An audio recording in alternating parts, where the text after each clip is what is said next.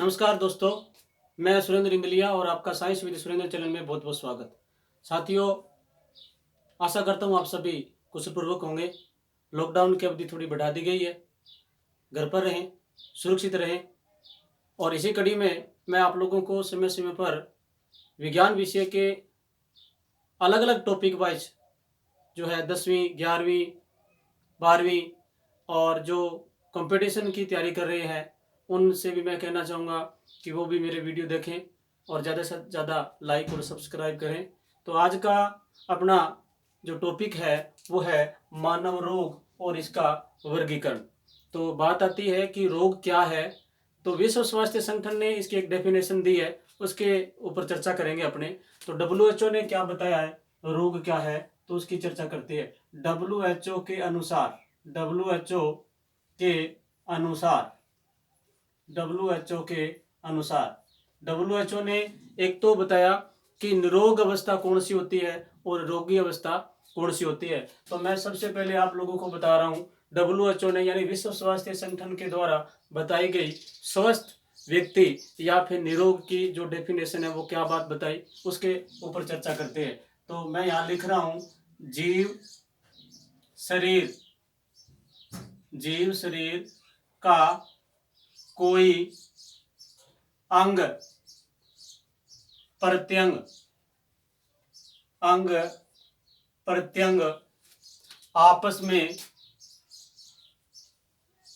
आपस में या बाहरी वातावरण के साथ उचित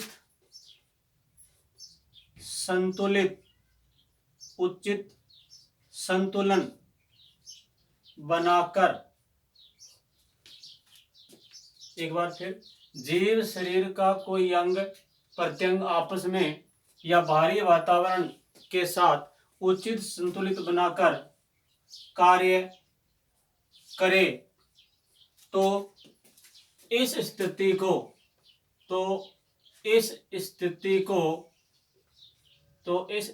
को स्वस्थ या निरोग कहते हैं। स्वस्थ या निरोग कहते हैं। ध्यान दें, विश्व स्वास्थ्य संगठन के अनुसार जीव शरीर का कोई अंग प्रत्यंग आपस में या बाहरी वातावरण के साथ उचित संतुलन बनाकर कार्य करे तो इस स्थिति को स्वस्थ या निरोग कहते हैं। और आप जानते हो कि पहला सुख निरोगी काया। जिस भी व्यक्ति का, जिस भी जीव का शरीर यदि स्वस्थ नहीं है तो वो किसी भी कार्य में सफलता अर्जित नहीं कर सकता।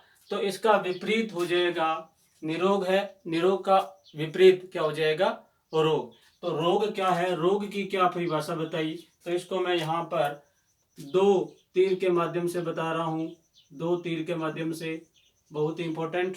यानी रोग क्या है, तो यानी जीव का शरीर एक या अनेक कारणों से, जीव का शरीर एक या अनेक कारणों से शरीर का एक भाग या शरीर में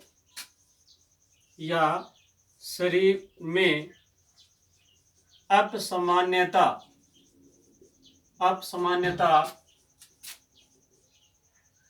पैदा होना, या अपसामान्यता का यहाँ पर लिख सकते हैं उत्पन्न होना, और रोग कहलाता है। उत्पन्न होना क्या कहलाता है, रोग कहलाता है। दोबारा, जीव शरीर एक या अनेक कारणों से शरीर का या तो एक भाग या शरीर कोई एक भाग या पूरे शरीर में क्या हो जाए, अपसामान्यता या असंतुलन पैदा होता है तो उसे अपने क्या कहते हैं, रोग कहते हैं। क्या कहते हैं, रोग कहते हैं। अब बात आती है कि रोगजनक क्या है। रोगजनक, रोगजनक यानी जिसको पैथोजेंस कहते हैं वो क्या है। तो पैथोजेंस है जिस कारक से रोग पैदा या फिर अपने कह सकते हैं उत्पन्न होता है, यानी व्यक्ति में रोग लगता है, हो जाता है या असामान्यता आती है, जिस कारक से रोग पैदा होता है उस कारक को रोग जनक कहते हैं, रोगजनक कहते हैं। इसके अलावा बात आती है रोग के लक्षण की। किसकी बात आती है, रोग लक्षण क्या होते हैं, रोग लक्षण क्या होते हैं। तो जब व्यक्ति को रोग हो जाता है तो उनके बॉडी पर या उनका जो पूरा शरीर है उसमें कुछ विकृति दिखाई देती है, कुछ अपसामान्यताएं हमें दिखाई देती है। तो जो अपसामान्यताएं हमें बॉडी पर दिखाई देती है उसी को हम क्या कहते हैं, रोग के लक्षण कहते हैं। या फिर विभिन्न प्रकार की क्रियाएं करना शुरू कर देता है, जैसे उनकी जो दैनिक क्रियाएं हैं वो बाधित होगी, बुखार आना है आदि आदि। जैसे अपने बात करें तो रोग के लक्षण यानी रोग ग्रस्त होने के बाद, रोगग्रस्त होने के बाद व्यक्ति के शरीर में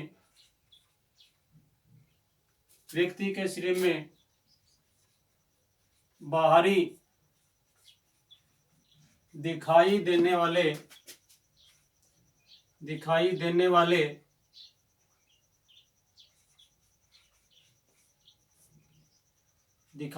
वाले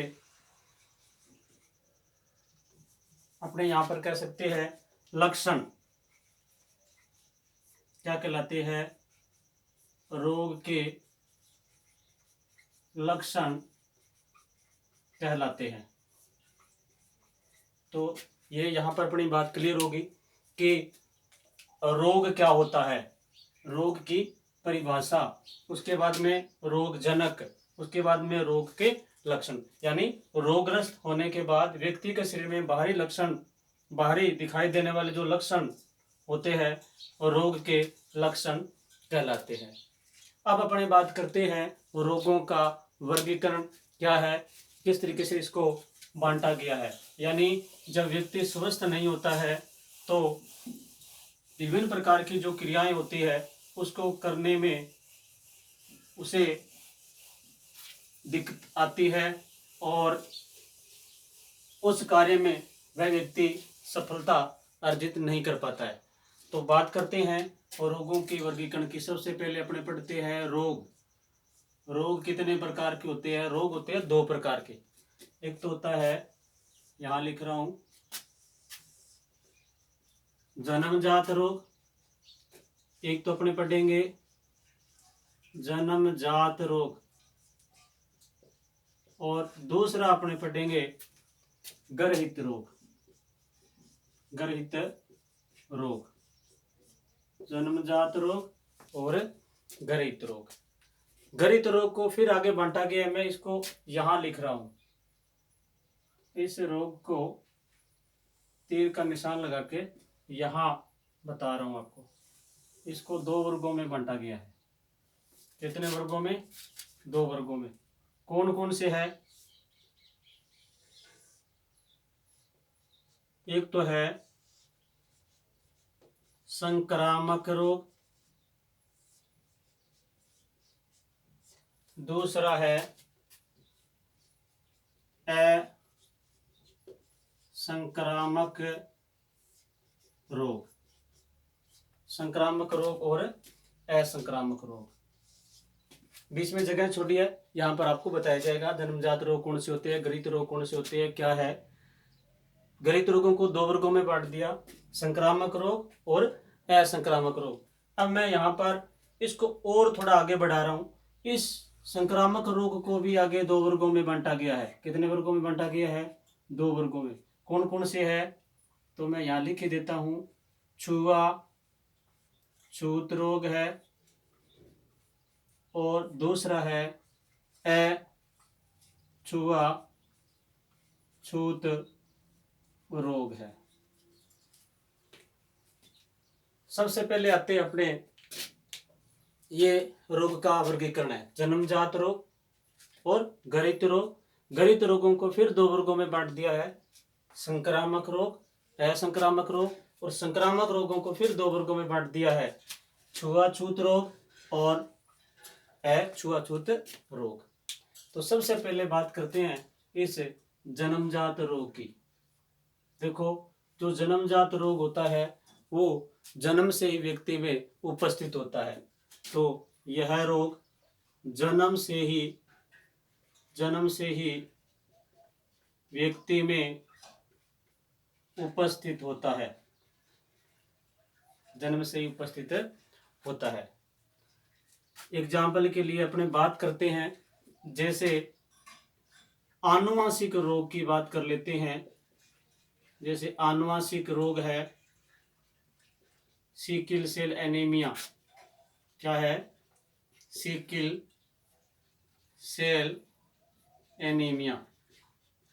सिकल सेल एनीमिया है। इसके अलावा देखो, जन्मजात रोग जन्म से ही व्यक्ति में उपस्थित होता है, जन्म के बाद ये रोग नहीं होता। जन्म से ही व्यक्ति में उपस्थित होता है। आनुवांशिक रोग की अपने बात कर लेते हैं, जैसे सिकल सेल एनीमिया है।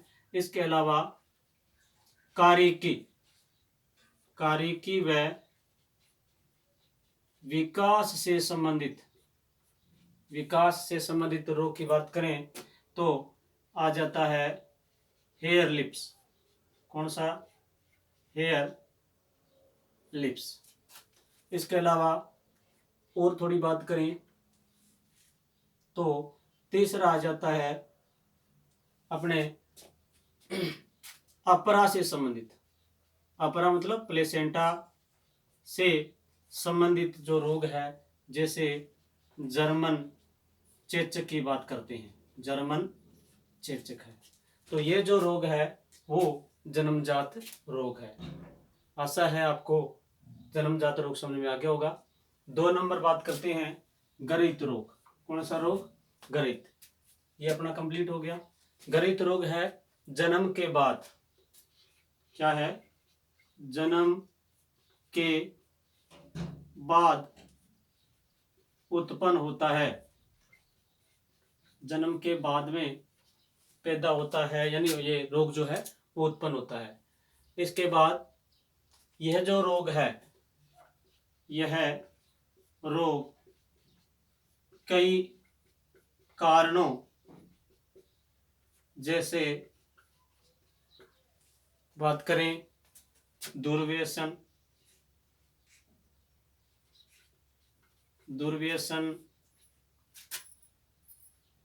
पोषण यानी भोजन से संबंधित पोषण है, दुर्व्यसन है, तनाव के कारण हो सकता है, उत्परिवर्तन द्वारा हो सकता है, उत्परिवर्तन से हो सकता है। तो ये हो गया आपका। घरित रोग को 2 वर्गों में बांटा गया है। घरित रोग को 2 वर्गों में बांटा है। और वो 2 वर्ग कौन से हैं? ये आप देख रहे हो, ये संक्रामक रोग और दूसरा असंक्रामक रोग। अब बात करते हैं अपने इस संक्रामक रोग की। संक्रामक जो रोग है वो यह जो रोग है एक व्यक्ति से दूसरे व्यक्ति में फैलता है। एक व्यक्ति से दूसरे व्यक्ति में फैलता है। इस कारण इसको संचरण रोग भी कहते हैं। क्या कहते हैं? इसको संचरण रोग भी कहा जाता है। ये जो रोग है, यह रोग यानी जो संक्रामक रोग है, यह रोग जनकों से और रोग यानी संक्रामक कारक वाहक जो होता है, इसका संक्रमण जो है कारक वाहक द्वारा, यानी ऐसे कह सकते हैं यह रोगजनक व कारक वाहक से होता है एग्जाम्पल की बात करें जैसे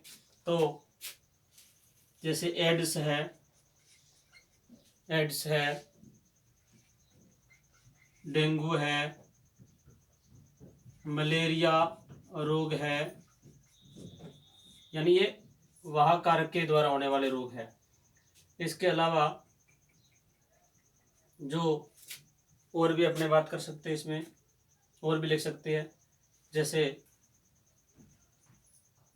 कंजक्टिवाइटिस या फिर दाद की बात कर लेते हैं, इसी के अंतर्गत भी आता है। अब आता है संक्रामक जो रोग है, इसको 2 वर्गों में बांटा गया है। कितने वर्ग है? 2 प्रकार है, 2 वर्ग है इसके, और वो 2 वर्ग कौन से है? छुआछूत रोग और अछुआछूत रोग। छुआछूत रोग वो है जिस यानी व्यक्ति के सीधे संपर्क में आने से, व्यक्ति के सीधे संपर्क से आने से फैलता है। और इस रोग के अंतर्गत अपने उदाहरण की बात करें तो जैसे दाद है या कंजक्टिवाइटिस यानी आँख आना जिसको कहते हैं, आँख सूज जाती है। तो इस व्यक्ति की जब आँख आ जाती है या सूज जाती है तो उस व्यक्ति के संपर्क में आते ही व्यक्ति की आंखें भी खराब हो जाती है। अछुआछूत रोग, तो ये जो अछुआछूत रोग है वो यहाँ लिख रहा हूँ। अछुआछूत रोग यह कारक वाहक द्वारा फैलता है। जैसे एड्स की अपने बात करें यानी रक्त द्वारा है या सीरम है, ठीक है, डेंगू मलेरिया की बात की तो ये अछुआछूत रोग के अंतर्गत आ जाता है। तो दोनों बातें क्लियर होगी। छुआछूत रोग मतलब व्यक्ति के संपर्क में आने से फैलता है। अछुआछूत रोग मतलब व्यक्ति के साथ खाना खाने से, हाथ मिलाने से ये रोग नहीं फैलता। जैसे एड्स की अपने बात करें तो ये रोग कारक वाहक द्वारा जो है एक व्यक्ति से दूसरे व्यक्ति के अंदर फैलता है। मलेरिया की बात कर लें, डेंगू की बात कर लें, यानी इसका जो वाहक है वो मादा एनोफ्लिज मच्छर होता है, प्लाज्मोडियम लार्वा द्वारा जो है फैलता है। तो ये अछुआछूत और ये ऊपर वाला हो गया छुआछूत रोग। तो बात क्लियर होगी, आपका संक्रामक रोग भी क्लियर है। आगे चलते हैं अपने असंक्रामक रोग। क्या है असंक्रामक रोग? तो असंक्रामक रोग ऐसा रोग होता है जो व्यक्ति के संपर्क में आने से नहीं फैलता, व्यक्ति के संपर्क से नहीं फैलता है। मैं यहाँ पर शॉर्ट में लिख रहा हूँ, व्यक्ति के 2 व्यक्तियों के संपर्क में आने से ये रोग नहीं फैलता। इस कारण ऐसे रोग को असंचरण रोग भी कहते हैं। और ये रोग कई प्रकार के हो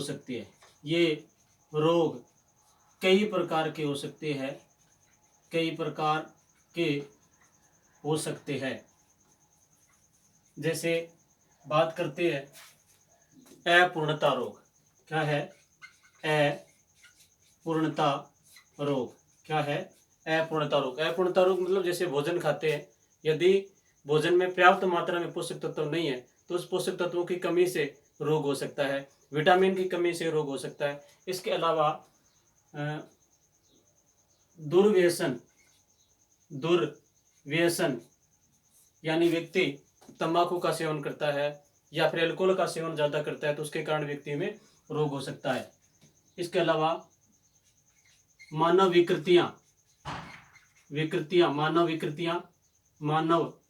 विकृतियां पैदा हो सकती है। जैसे व्यक्ति की आयु ज़्यादा बढ़ जाती है तो उसमें जीर्णता यानी वृद्धावस्था जो होती है उसमें व्यक्ति का जो जितने ऑर्गन है, अंग है, वो उनमें विकृति आ जाती है और काम करना बंद कर देते हैं। तो दुर्व्यसन, अपूर्णता रोग, विकृतियां रोग, इसके अलावा कैंसर है। क्या है? कैंसर, यानी एक जो कोशिका होती है उसमें अनियंत्रित तरीके से विभाजन होना शुरू हो जाता है। तो ये कुछ असंक्रामक रोगों के उदाहरण आपको बताए गए हैं। तो प्यारे साथियों, मैंने आपको कम शब्दों में ये जो रोग है उनको वर्गीकृत करके समझाने का प्रयास किया है। आपको ये वीडियो कैसा लगा कमेंट करके ज़रूर बताएंगे।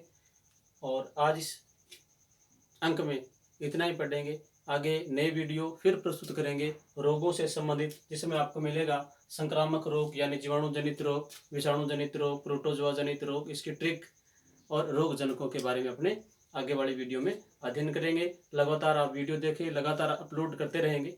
इसी के साथ जय हिंद, जय भारत।